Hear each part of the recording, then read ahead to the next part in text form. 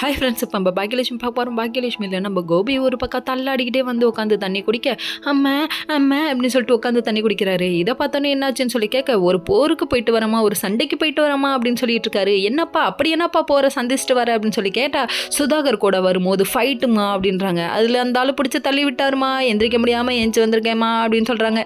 இடுப்படைஞ்சு போச்சுன்னு சொல்ல, நம்ம வருத்தப்படாத வாலிபர் சங்கத்தோட தலைவி நம்ம பாக்கியாவே வருத்தப்பட்டுட்டாங்களா பார்த்துக்கோங்க, அச்சோச்சோ அப்படின்றாங்க. கடைசியில் அங்கே பார்த்தா சுதாகர் வந்து இவ்வளோ பிரச்சனைக்கு காரணம் நீ தாண்டான்னு சொல்லிட்டு நிதிஷை திட்டி விடுறாங்க. ஏன்னா இனியா ஃபோன் மேலே ஃபோன் பண்ண அவர் எடுக்காமல் பார்த்துட்டே இருக்காரு. எடுக்கலாமா வேணாமான்னு யோசிச்சுட்டு இருக்கியா, ஃபோன் ஆன் பண்ணி வச்சுட்டு ஏன்டா அந்த வேலையை பார்க்குற, எனக்குனே பிறந்திருக்கேடான்னு கண்ணா பின்னான்னு திட்டுறாங்க.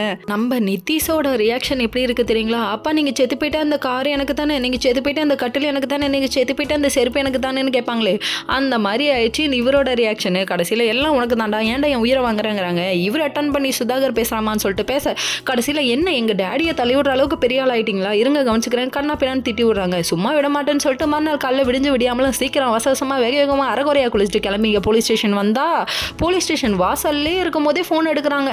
எத்தனை தடவை ஃபோன் அடிக்கிறாரு திரும்ப நம்ம சுதாகர். ஒரு தடவை ஃபோன் பண்ணால் இவங்க பேசிட்டு, உங்கள் வீட்டுக்கு நான் என்னென்ன செய்யணுமோ எல்லாத்தையும் திருப்ப கொடுத்துட்றாமா, அது இல்லாமல் நீ எக்ஸ்ட்ரா கேட்டாலும் நான் தந்துறேன், என் பையன் மேலே கம்ப்ளைண்ட் கொடுத்துறாத, அப்படி வாபஸ் வாங்கிடுன்னு அவங்க பேசிகிட்டு இருக்காங்க. பேச பேச கேட்காம கட் பண்ணி விட்டாங்க. அதுக்கப்புறம் உள்ள விஷயத்த சொல்லாமல் பாதியிலே இந்த பொண்ணு இவங்க பேச்சை கேட்டுக்கிட்டு போயிடுச்சுங்க. ஒரு பொண்ணுக்கு பொறி போட்டு பிடிக்கிறதுல உங்களுக்கு என்னடா இவ்வளோ ஒரு ஆனந்தம் அப்படிங்கிற மாதிரி. நிதிஷ் அங்கே போக ஃபைட் பண்ண தள்ளி கூட கடைசியில் இறந்துட்டான்ட்டாங்க. அடப்பாவி.